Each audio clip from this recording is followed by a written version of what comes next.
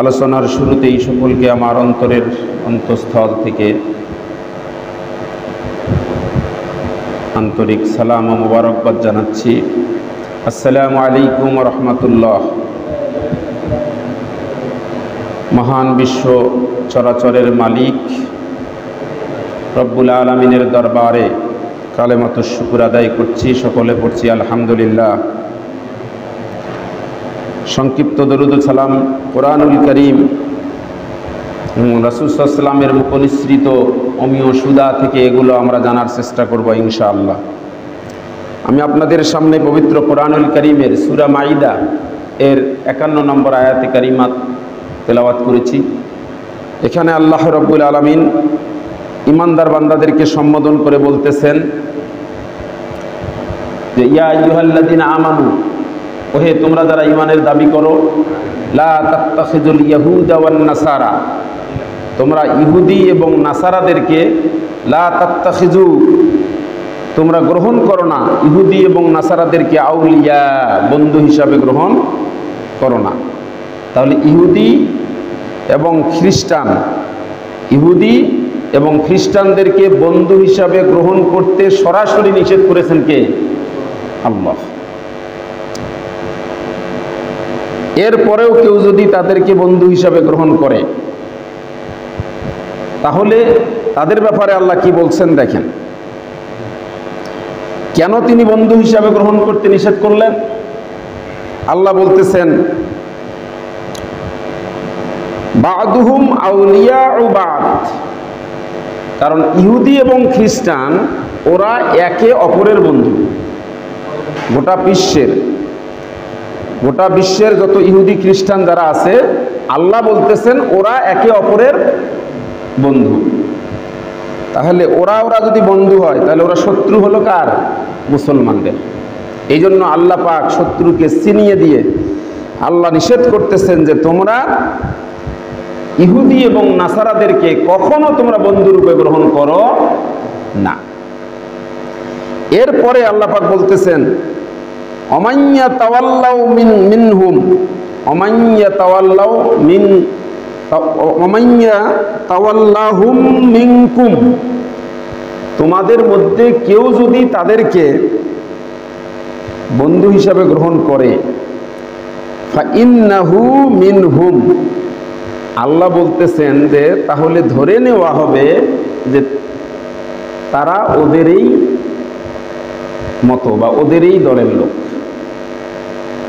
তাহলে কেউ যদি মুসলমান হয়েও ইহুদি এবং খ্রিস্টানদেরকে কি হিসাবে?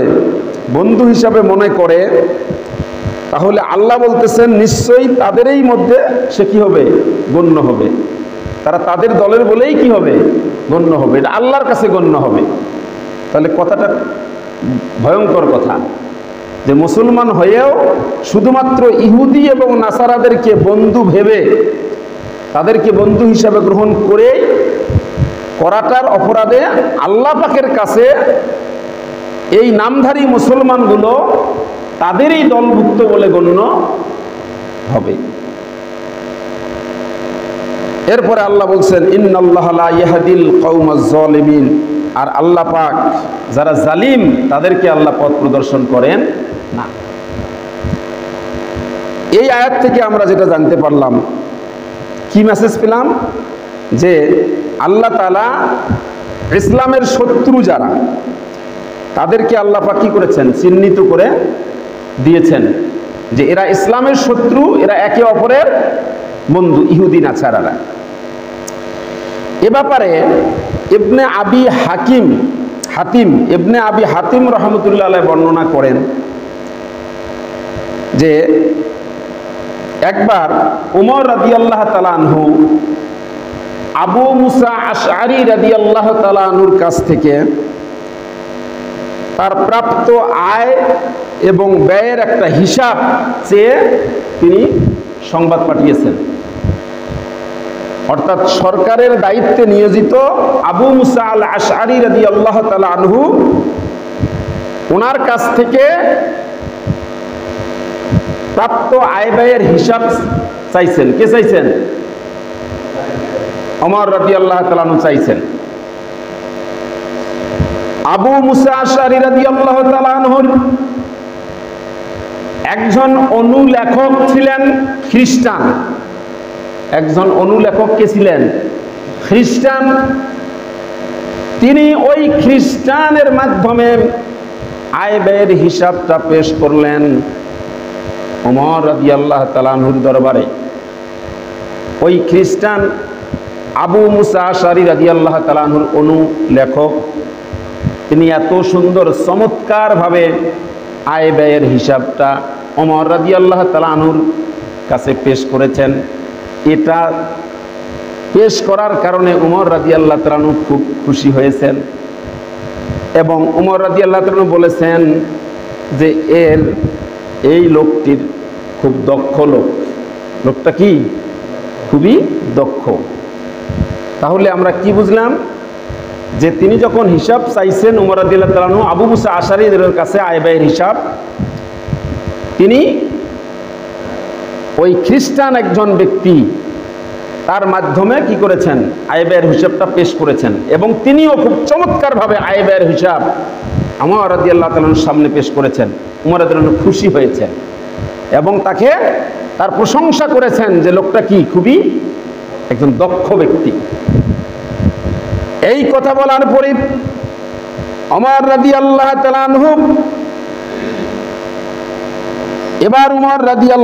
আনহু ওই লোকটাকে বললেন যে সিরিয়া থেকে একটা চিঠি এসেছে, সিরিয়া থেকে একটা চিঠি এসেছে আমার কাছে। ওই লোকটাকে বললেন, যেহেতু লোকটা খুব দক্ষ মনে হলো, বলতেছেন সিরিয়া থেকে আমার কাছে একটা চিঠি এসেছে, এই চিঠিটা মসজিদে নববীতে তুমি আমাদেরকে পাঠ করে শোনাবে। এই প্রস্তাবটা দিলেন ওমর রাদিয়াল্লাহু তাআলা আনহু। সিরিয়া থেকে একটা চিঠি আসছে, কার কাছে? ওমর রাদিয়াল্লাহু আনহুর কাছে। এই চিঠিটা পাঠ করে মসজিদে নববীতে তিনি পাঠ করতে বললেন, যাতে কি সবাই এটা শুনতে পায়। এই কথা বলার সঙ্গে সঙ্গে আবু মুসা আশআরী রাদিয়াল্লাহু তাআলা আনহু বললেন যে না না আমিরুল মুমিনিন, এটা ওর দ্বারাই সম্ভব হবে না। আবু মুসা আশআরী নিষেধ করলেন, এটা ওর দ্বারাই সম্ভব হবে না। ওমর রাদিয়াল্লাহু তাআলা বললেন, কেন? সে তো দক্ষ, সে তো মানে কাজে দক্ষ, তো কেন তার দ্বারাই চিঠিটা মসজিদে নববীতে পাঠ করানো যাবে না? কেন? সে পবিত্র না?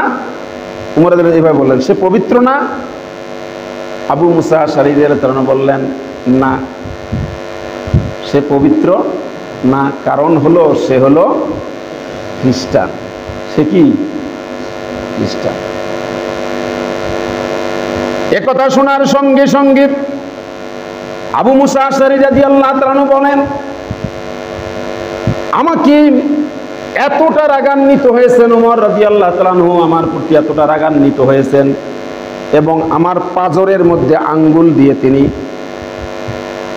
দিয়ে ঘুঁটা মারছে। পাজরে আঙ্গুল দিয়ে আঘাত করে বলতেছেন, এক্ষুনি এই মুহূর্তে এই লোকটাকে পবিত্র মদিনার থেকে তুমি বের করে দাও। কারণ তুমি কি আল্লাহ পাকের সেই আয়াতটি, অর্থাৎ সূরা মায়েদার 51 নম্বর আয়াত, এই আয়াতটি কি তুমি পাঠ করনি? আল্লাহ বলেছেন, ইয়া আইয়ুহাল্লাযীনা আমানু লা তাত্তাখিযুল ইয়াহুদা ওয়ান নাসারা আউলিয়া। ও মুমিন, তোমরা যারা ঈমানের দাবি করো, তোমরা ইহুদি এবং খ্রিস্টানদেরকে কখনো বন্ধুরূপে গ্রহণ করো না। তাহলে এর থেকে কি বুঝলাম আমরা? যে একটা দক্ষ লোক, ভালো লোক, কিন্তু ওমর রাদিয়াল্লাহু তাআলা আনহু তাকেও কি করলেন? তাকেও নিষেধ করলেন যে তাকে কাছে রাখা যাবে না, মানে তাকে সব এভাবে বিশ্বাস করা যাবে না। এরপরে আব্দুল্লাহ ইবনে উতবা রাদিয়াল্লাহু তাআলা আনহু বলেন, তিনি লোকদেরকে সতর্ক করে বলেন, এর থেকে আমাদেরকে বেঁচে থাকতে হবে। আব্দুল্লাহ ইবনে উতবা রাদিয়াল্লাহু তাআলা আনহু বলেন, এই কথাটাই এতটা কঠিন কথা, কারণ মানুষ টেরই পাবে না কখন সে আল্লাহর খাতায়, আল্লাহর দরবারে সে ইহুদি নাসারা হয়ে গেছে। মুসলমান আছে নামে, কিন্তু সে টেরেই পাবে না। এই ইহুদি নাসারাদেরকে আপন করে বন্ধু ভাবার কারণে সে টেরেই পাবে না যে কখন আল্লাহর কাছে সে কি হয়ে গেছে, ইহুদি নাসারা, ইহুদি খ্রিস্টান হয়ে গেছে আল্লাহর কাছে। এই জন্য তিনি বলেছেন এ ব্যাপারে আমাদেরকে খুব সতর্ক থাকা দরকার।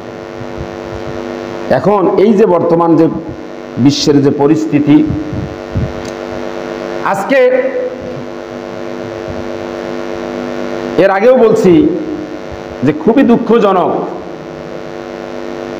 আজকে অন্য যেই দেশগুলো মুসলিম দেশ নয়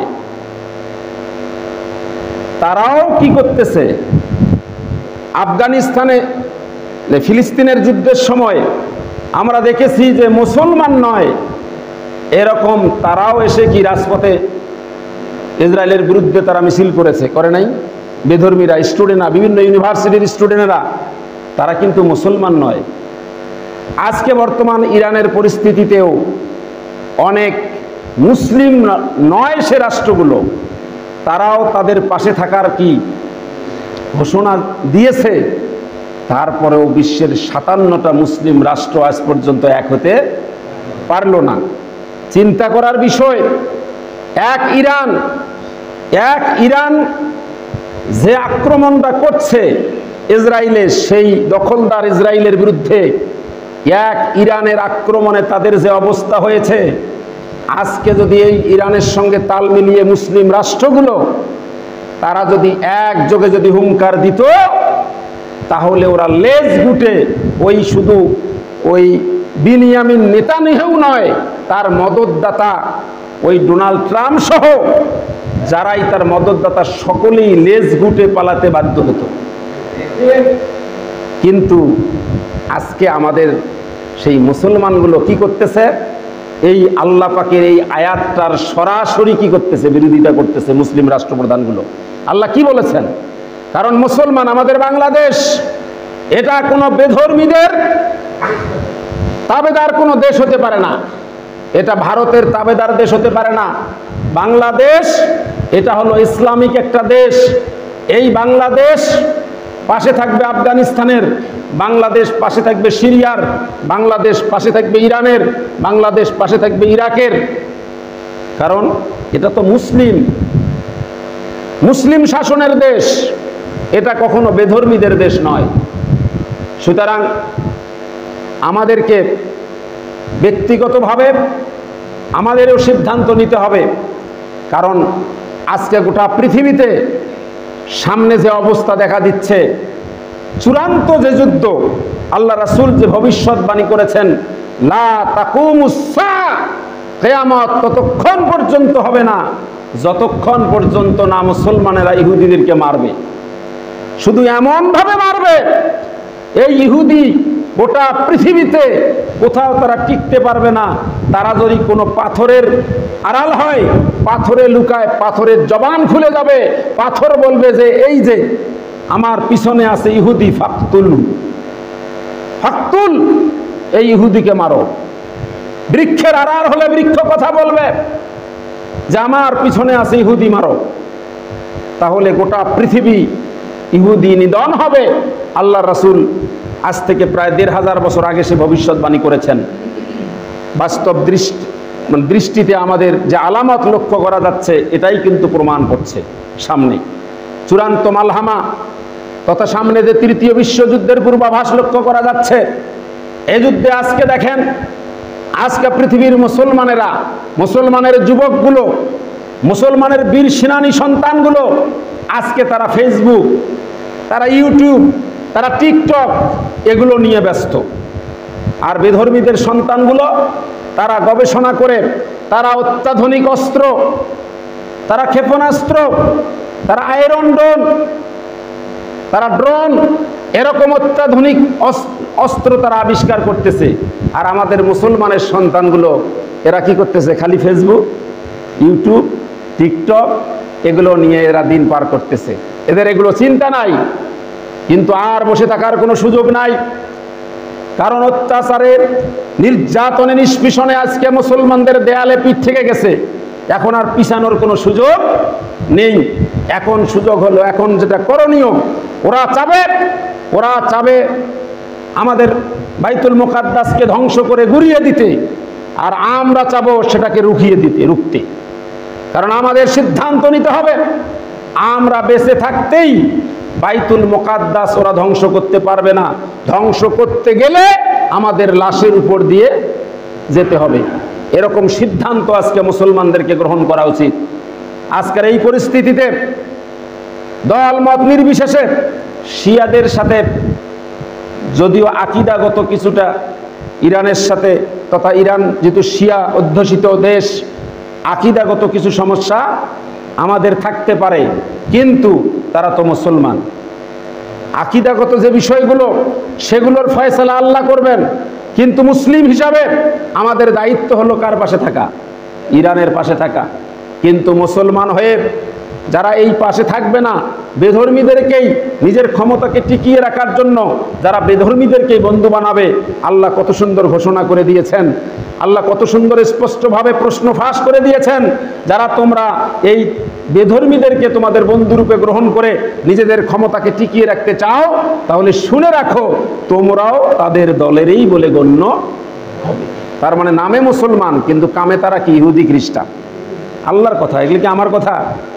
এখন কথা হলো আরেকটি কথা, দেখেন, যদি মুসলমানেরা আফগানিস্তানের পাশে না দাঁড়ায়, যদি মুসলমানেরা ইরানের পাশে না দাঁড়ায়, কিচ্ছু যায় আসে না এতে।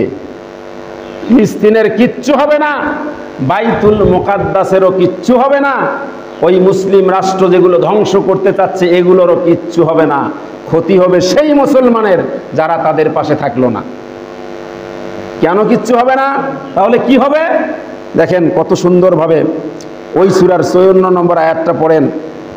আল্লাহ পাক কত সুন্দর করে সে কথাটা বলছেন, আমরা ইসলামের পক্ষে থাকব, মুসলমানের পক্ষে থাকব আমাদের লাভের জন্য।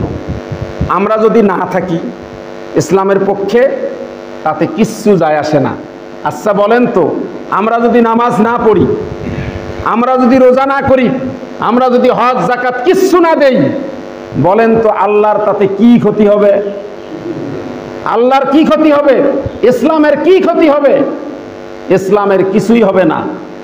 কারণ ইসলাম, কোরআন, এটাকে টিকে রাখার দায়িত্ব কে নিছেন? আমি যাব না, আল্লাহ আরেকজনকে দিয়ে কি করবেন? সেটা টিকিয়ে রাখবেন। আমার দরকার নাই, আমাকে আল্লাহ ছুঁড়ে ফেলে দেবেন। তাহলে আমি নামাজ পড়ব, আমি ইবাদত করব আমার লাভের জন্য। এটা ইসলামের লাভের জন্য নয়, কোরআনের লাভের জন্য নয়, আল্লাহর লাভের জন্য নয়, রাসূলের লাভের জন্য নয়। আমি যা ইসলামের পক্ষে থাকবো, লাভটা কার? আমার। যদি না থাকি তাহলে যে কিচ্ছু যায় আসে না, তার দলিল হলো এই যে আমি বলতেছি সূরা, ওই সূরা মায়েদার 54 নম্বর আয়াতটা খুলেন। আল্লাহ বলছেন, ইয়া আইয়ুহাল্লাযীনা আমানু মাইয়ারতাদ্দা মিনকুম আন দীনি। রব্বুল আলামিন বলছেন, ওহে তোমরা যারা ঈমানের দাবি করো, নিজেকে মুমিন বলো, মুসলমান বলো, তোমাদের মধ্যে মাইয়ারতাদ্দা মিনকুম, তোমাদের মধ্যে যদি কেউ দিন থেকে যদি দূরে সরে যায়, মুরতাদ হয়ে যায়, ইসলাম থেকে, দিন থেকে যদি সে দূরে সরে যায়, আল্লাহর কথা, যদি সরে যায়, তাহলে আল্লাহ কি করবেন? ফাসাউফা ইয়াতিল্লাহু বিকওমি, আল্লাহ বলতেছেন ফাসাউফা, বেশি দেরি হবে না, অচিরেই, ইয়াতিল্লাহু বিকওমি, আল্লাহ অন্য একটা কওমকে সেই জায়গায়, তোমরা কাজ করবা না, তোমরা ফিলিস্তিনের পক্ষে থাকবা না, বাইতুল মুকাদ্দাসের কে রক্ষায় এগিয়ে আসবা না, সিরিয়ার পক্ষে, মুসলিমের সিরিয়ার পক্ষে, ইরানের পক্ষে তোমরা আজকে থাকবা না, তোমাদেরকে ছুঁড়ে ফেলে দেবে কে?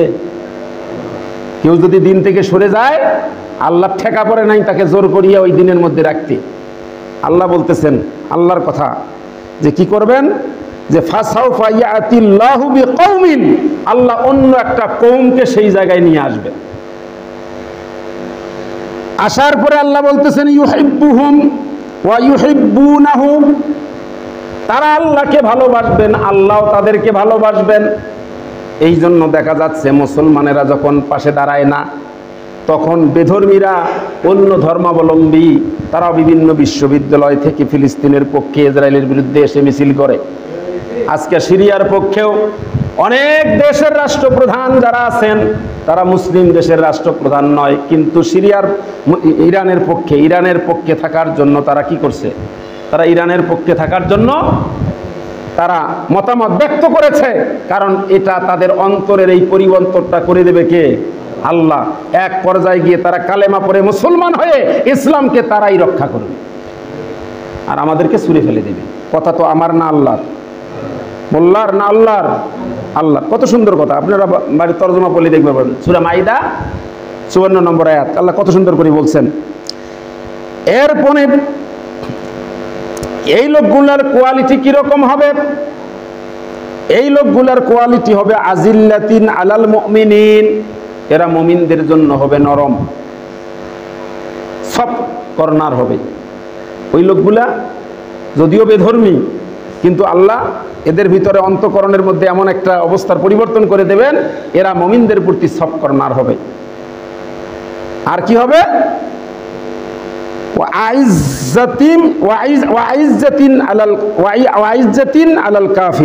আর কাফিরদের উপরে তারা হবে বজ্র কঠিন।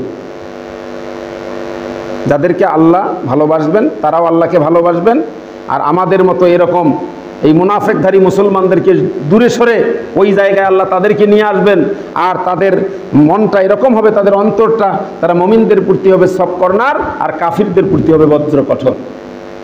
যেই কথাটি, যেই চরিত্রটা আল্লাহ এবং আল্লাহ রাসূলের। কারণ রব্বুল আলামিন সূরা ফাতাহ এর 29 নম্বর আয়াতে আল্লাহ পাক বলতেছেন, মুহাম্মাদুর রাসূলুল্লাহ ওয়াল্লাযীনা মাআহু আশিদ্দাউ আলাল কুফফারি রুহামাউ বাইনাহুম। মুহাম্মদ সাল্লাল্লাহু আলাইহি ওয়াসাল্লাম আল্লাহর রাসূল, ওয়াল্লাযীনা মাআহু, এবং মুহাম্মদ সাল্লাল্লাহু আলাইহি ওয়াসাল্লামের সাথে যারা থাকতেন। কারা থাকতেন মুহাম্মদ সাল্লাল্লাহু আলাইহি ওয়াসাল্লামের সাথে? আবু বকর, উমর, ওসমান সহ সাহাবীরা যারা থাকতেন। তাহলে আল্লাহর কথা, মুহাম্মাদুর রাসূলুল্লাহ, মুহাম্মদ সাল্লাল্লাহু আলাইহি ওয়াসাল্লাম আল্লাহর রাসূল, ওয়াল্লাযীনা মাআহু, এবং মুহাম্মদ সাল্লাল্লাহু আলাইহি ওয়াসাল্লামের সাথে যারা থাকতেন, এরা আশিদ্দাউ আলাল কুফফার, কুফফারদের ব্যাপারে এরা বজ্র কঠিন। কাফেরদের ব্যাপারে কি? কাফেরদের ব্যাপারে নরম হতে আল্লাহ বলেন নাই। কাফেরদের ব্যাপারে আল্লাহ কি বলেন নাই? নরম হতে বলেন নাই। আশিদ্দাউ আলাল কুফফার রুহামাউ বাইনাহুম, আর পরস্পরে তারা হলো পুষ্পকমল। মুসলমানদের পরস্পরে তাদের ব্যবহারটা হবে কি রকম? পুষ্পকমল, পুষ্পের মতো নরম ব্যবহার হবে। কিন্তু কাফের কুফফার, কাফের মুশরিকদের ব্যাপারে মুসলমানদের অবস্থা হবে বজ্র কঠিন। এটা আল্লাহর রাসূলের চরিত্র, এটা সাহাবীদের চরিত্র। আজকে মুসলমানদের হওয়া উচিত এরকম চরিত্র। তাহলে এটা হলো তাদের কোয়ালিটি, এটা তাদের একটা গুণ। আল্লাহ পাক এটা তাদের গুণের কথা বলছেন যে তারা এটা হবে। তারপরে কি হবে? ইজাহিদুনা ফি সাবিলিল্লাহ, তারা আল্লাহর রাস্তায় তারা যুদ্ধ করবে, তারা আল্লাহর রাস্তায় যুদ্ধ করবে।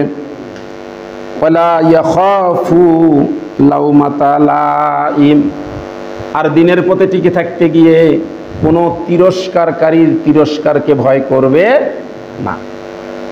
ইসলামের পক্ষে থাকতে গেলে, দিনের পথে টিকে থাকতে গেলে অনেকে তিরস্কার বলবে, অনেকে বলবে মৌলবাদী, অনেকে বলবে জঙ্গিবাদী, অনেকে বলবে রাজাকার। এরকম তিরস্কার আছে না নাই? এটা যুগে যুগে ইসলামের পক্ষে, যেমন রাসূল সাল্লাল্লাহু আলাইহি ওয়াসাল্লামকে কেউ বলেছে পাগল, কেউ বলেছে গণক, কেউ বলেছে জাদুকর, বলছে না নাই? বলে বলছে। তার মানে যুগে যুগে ইসলামের পক্ষে যারাই থাকবে, এই তিরস্কারকারীর তিরস্কার তার প্রতি আছে না নাই?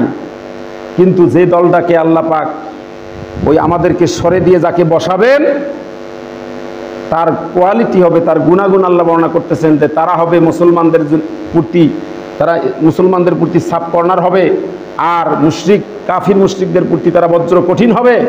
আর তারা কি হবে? তারা আল্লাহর পথে তারা যে জিহাদ করবে, এই জিহাদ করতে গিয়ে আল্লাহর পথে টিকে থাকতে গিয়ে তারা এই নিন্দুকের, এই তিরস্কারকারীর তিরস্কারকে তারা ভয় করবে না। এখন কথা হলো, এই লোকগুলো যারা মুসলিম না, অথচ বাইতুল মুকাদ্দাসের প্রতি তাদের এত মায়া কেন?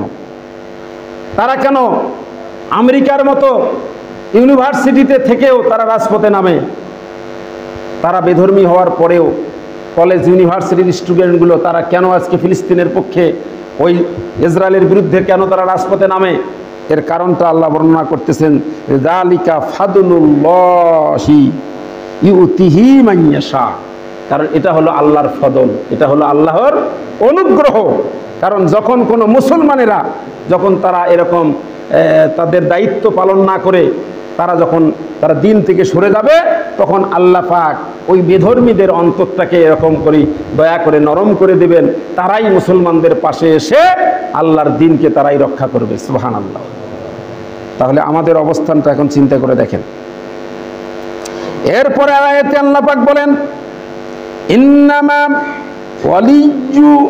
ওয়ালিয়ুকুমুল্লাহু ওয়া রাসূলুহু ওয়াল্লাযীনা আমানুল্লাযীনা ইউকিমুনাস সালাতা ওয়া ইউতুনাস যাকাতা ওয়া হুম রাকিউন।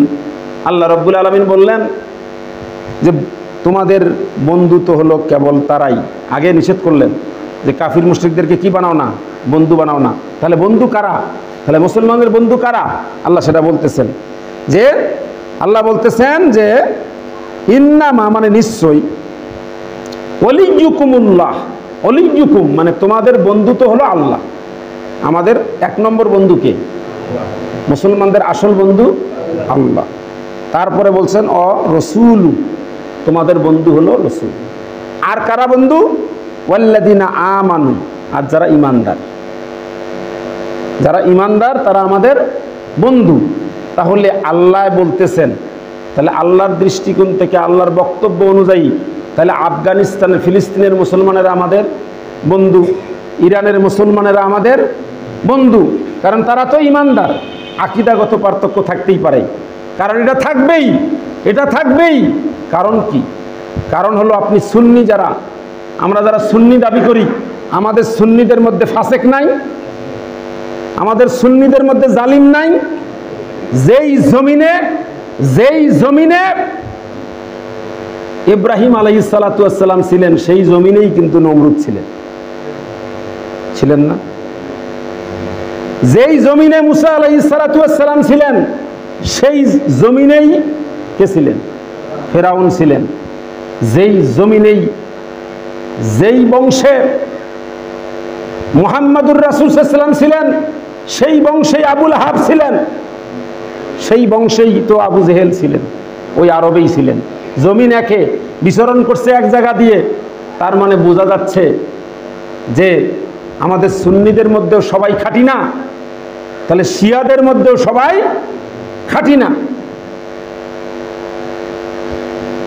তাহলে বোঝা যাচ্ছে যে আকীদাগত কিছু ত্রুটি বিচ্যুতি থাকতেও পারে, কিন্তু তারপরেও তারা কি? তারা মুসলিম।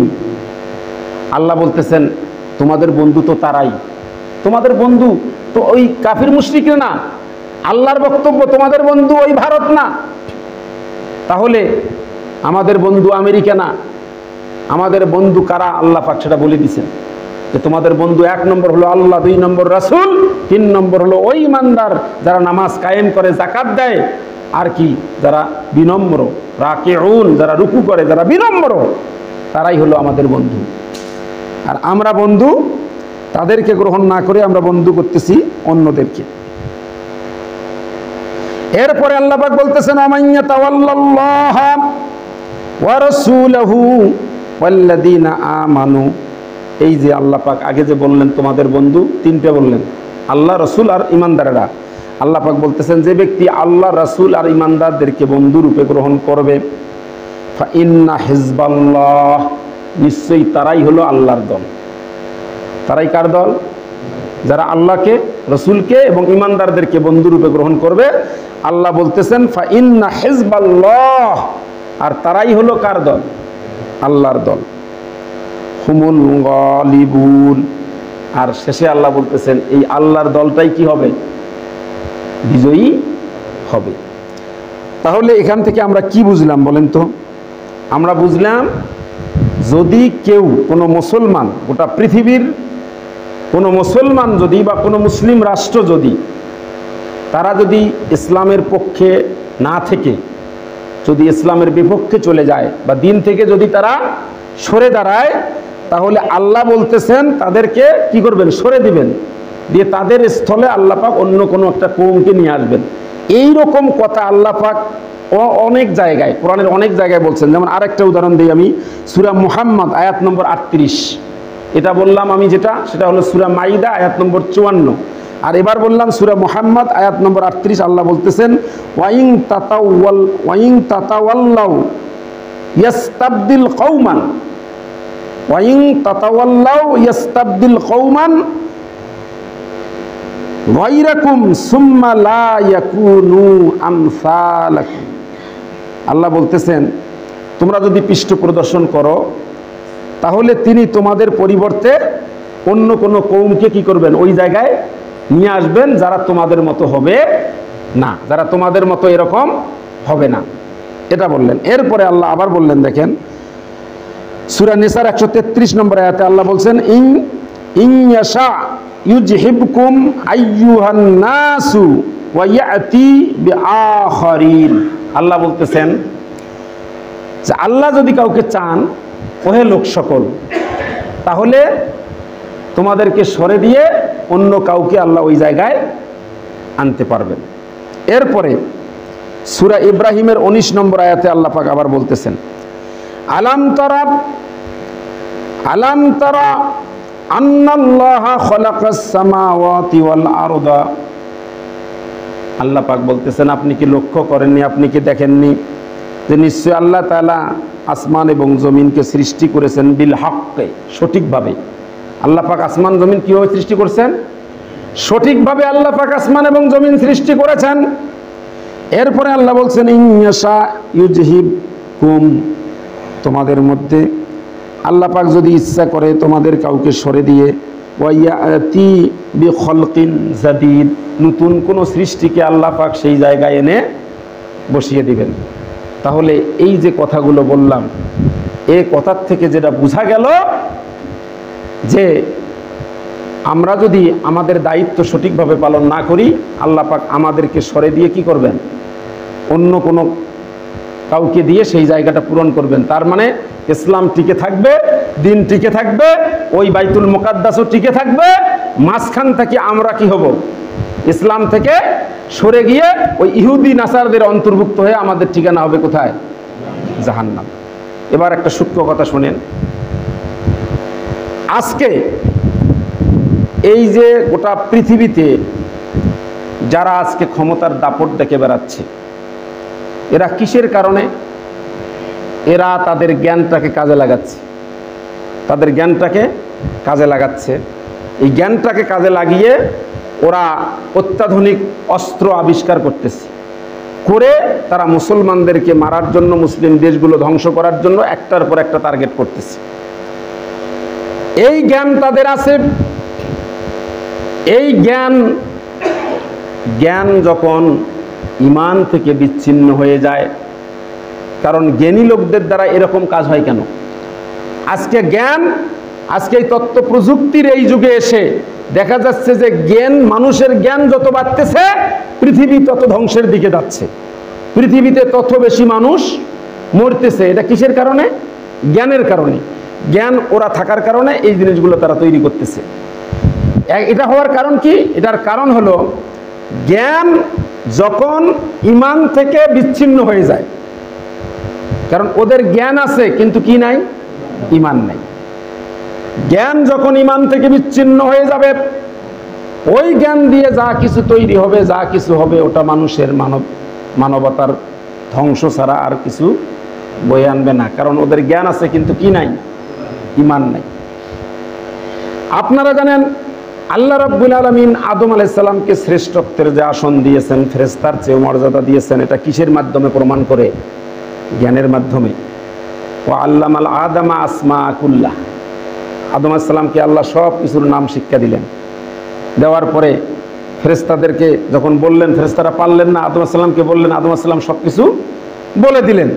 তখন তো বললো তো আদম আলাইহিস সালামকে সেজদা করার জন্য। তার মানে জ্ঞানের মাধ্যমে মানুষের কি আদম সন্তানের শ্রেষ্ঠত্ব কিসের মাধ্যমে? আমরা যে আশরাফুল মাখলুকাত, এটা কিসের কারণে? আকল, জ্ঞানের কারণে। তাহলে এই জ্ঞান, আজকে জ্ঞানী লোকেরা কেন আজকে এই কাজগুলো করতেছে? কারণ এই জ্ঞানী লোকগুলোই আজকে গোটা মানবতাকে ধ্বংস করতেছে। এই জ্ঞানী লোকগুলোই।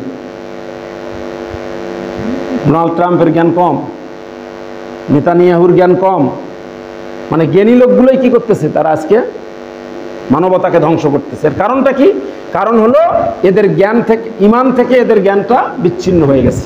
অথচ আল্লাহ পাক এই জ্ঞানটা যখন দিয়েছেন, জ্ঞানের সাথে সাথে আল্লাহ পাক ঈমান জুড়ে দিয়েছেন। কোরআনের প্রথম মেসেজ কি? ইকরা, মানে কি? পড়ো। পড়াটা তো জ্ঞান অর্জন করা। তাহলে পড়ো, এই কথাটা বলেই আল্লাহ শেষ করেন নাই। ইকরা বিসমি রাব্বিকাল্লাযী খালাক। তাহলে পড়তে হবে কার নামে? আল্লাহর নামে, যিনি করেছেন সৃষ্টি। তাহলে বোঝা গেল জ্ঞানের সাথে ঈমানের সংযোগ আছে। জ্ঞান এবং ঈমান এই দুইটা যখন একত্র হবে, এই জ্ঞানীর দ্বারায় যদিও ক্ষেপণাস্ত্র তৈরি হয়, যদিও ড্রোন তৈরি হয়, যদিও অত্যাধুনিক অস্ত্র আবিষ্কার হয়, কিন্তু জ্ঞানের সাথে যদি ঈমান থাকে, তাহলে এই জ্ঞানীর দ্বারাই কোনো মানবতার ক্ষতি হবে না। ইরান যে আক্রমণ করেছে, আগে আক্রমণ করছে না প্রতিরোধ, আগে আক্রান্ত হয়েছে, তারপরে আক্রমণ করছে ইরান। আল্লাহ শুকরিয়া, আজকে গোটা পৃথিবীতে, আজকে রাশিয়ার প্রেসিডেন্ট বলছেন যে ইরান এখনো আমাদের কাছ থেকে কি চায় নাই? সাহায্য চায় নাই। আলহামদুলিল্লাহ। হ্যাঁ, ইরানের সর্বোচ্চ ধর্মীয় নেতা আয়াতুল্লাহ আলী খামিনি, আমি সেদিন একটা পোস্টে দেখলাম, ইনি রাসূল সাল্লাল্লাহু আলাইহি ওয়াসাল্লামের অর্থাৎ হুসাইন রাদিয়াল্লাহু তাআলা আনহুর বংশের ৩৮তম সম্ভবত দেখলাম যে বংশধর, একটা পোস্টে দেখলাম। তো এই যে আয়াতুল্লাহ আলী খামিনি, তিনি দেখেন একাই কি করেছেন? ওদের বিরুদ্ধে জিহাদের ডাক দিয়েছেন, যুদ্ধে চালার ঘোষণা দিয়েছেন, কিন্তু এখন পর্যন্ত সাহায্য হাত বাড়ান নাই। তাহলে চিন্তা করেন, তাহলে এখানে এই শক্তিটা তারা যে আজকে ইরান যে কাজটা করেছে, এই কাজটা যদি প্রত্যেকটা মুসলিম রাষ্ট্রপ্রধান, প্রত্যেকটা মুসলিম দেশে যদি এরকম চালু থাকতো, তাহলে আজকে আমরা ওই ইরানকে সেই রকম অস্ত্র দিয়ে, অত্যাধুনিক অস্ত্র দিয়ে সাহায্য করতে পারতাম না? অবশ্যই করতে পারতাম, যেটা আমেরিকা করতেছে। তাহলে বোঝা গেল, যদি জ্ঞানের সাথে ঈমান থাকে, তাহলে ওই জ্ঞান হবে মানবতার কল্যাণ। আর যদি জ্ঞানের সাথে ঈমান বিচ্ছিন্ন হয়ে যায়, ওই জ্ঞানীগুলোর দ্বারাই মানবতা ধ্বংস হয়ে যায়। যতই তারা মুখে মানবতার কথা বলুক, বইয়ের মধ্যে যতই মানবাধিকারের কথা বলুক, কিন্তু বাস্তবতাই ওই জ্ঞানীগুলো হলো মানবতার শত্রু। এরপরে দেখেন আল্লাহ কি বলছেন? হুদাল্লিল মুত্তাকিন। সূরা বাকারার শুরুতে আল্লাহ কি বলেছেন? হুদাল্লিল। কোরআনটা তো হুদা, হেদায়াত, কিন্তু কার জন্য হেদায়াত? হুদাল্লিল মুত্তাকিন। মুত্তাকিন যারা, তারা তো ঈমানদার না? ঈমান ছাড়া মুত্তাকিন হওয়া যায়? তাহলে এখানেও দেখেন, অনেকে বলে যে কোরআন আছে, কোরআন পড়ি, কিন্তু কোরআন আমাদেরকে কাজ দেয় না, কোরআন উপকার দিচ্ছে না। কেমনে দিবে? কারণ এখানে তো জ্ঞান আছে, কোরআন শিক্ষা আছে, কিন্তু তার সাথে কি নাই? ঈমান নাই, ঈমানের যুক্ত নাই আমরা। যেমন একটা উদাহরণ দিয়ে শেষ করছি। মনে করেন ওই যে বাতি, ল্যাম্প বলেন বা চেরাগ বলেন, চেরাগের একটা কি থাকে, যেটা আগুন জ্বলায়, ওটাকে কি বলে আপনাদের? হ্যাঁ, সলিতা বা এই সলিতাতে আগুন জ্বলে। আর ওই চেরাগের নিচে কি থাকে? ফুয়েল, তেল থাকে। এই তেল থাকে, সলিতে আছে, কিন্তু ফুয়েল নাই। বলেন তো জ্বলবে? নিভে যাবে। এই যে আমাদের অবস্থা হচ্ছে তাই। মানে জ্ঞান আছে, কিন্তু জ্ঞানে আলো দিচ্ছে না। কারণ কি নাই? ফুয়েল নাই। তার মানে ঈমানটা হলো ফুয়েল, আর এই জ্ঞানটা হলো আলো। এই জন্য কোরআনের জ্ঞান আমাদের আলো দিতে পারতেছে না, কারণ আমাদের ঈমান নামক ফুয়েলটাই নাই। তাই এই জন্য আসুন আমরা আমাদের জ্ঞানকে কাজে লাগাই, আমাদের জ্ঞানটাকে কাজে লাগাই। আজকে যুগে যুগে, আজকে এই যে 1 শতাব্দী থেকে ইমান থেকে জ্ঞানটা দূরে সরে যাওয়ার কারণে আজকে এই পরিস্থিতি হয়েছে। কিন্তু মানে পূর্ব ইতিহাস পড়ে দেখেন, মুসলমানদের ইতিহাস পড়ে দেখেন, যতদিন পর্যন্ত জ্ঞানের সাথে ইমান ছিল ততদিন মুসলমানেরা গোটা বিশ্বকে শাসন করছে। তাই আসুন আমরা মুসলিম, আমাদের বাংলাদেশ, আমরা যারা আছি আমরা বরাবরই ইসলামের পক্ষে থাকব, মুসলমানদের পক্ষে থাকব, আমরা ফিলিস্তিনের পক্ষে থাকব, আমরা বাইতুল মুকাদ্দাসের রক্ষার আন্দোলনে থাকব, আমরা ইরানের পক্ষে থাকব, তথা আমরা 57টা মুসলিম রাষ্ট্রের পক্ষে থাকব। সেই সাথে আমাদের জ্ঞানকে ইমানের সাথে, জ্ঞান এবং ইমানের সমন্বয়ে আমরা আমাদের মানে জ্ঞানটাকে কাজে লাগিয়ে আমরা ইসলামের পক্ষে থাকব। আল্লাহ পাক যেন আমাদেরকে ওই বাতিল করে আমাদের স্থলে অন্য কাউকে যেন স্থলাভিষিক্ত না করেন, ওই বাতিলের তালিকায় যেন আমরা না থাকি। আল্লাহ পাক আমাদেরকে যেন সে হেফাজত করেন। সকলে আল্লাহুম্মা আমিন। ওয়া আখিরু দাওয়ানা আলহামদুলিল্লাহি রাব্বিল আলামিন। আসসালামু আলাইকুম ওয়া রাহমাতুল্লাহি ওয়া বারাকাতুহু।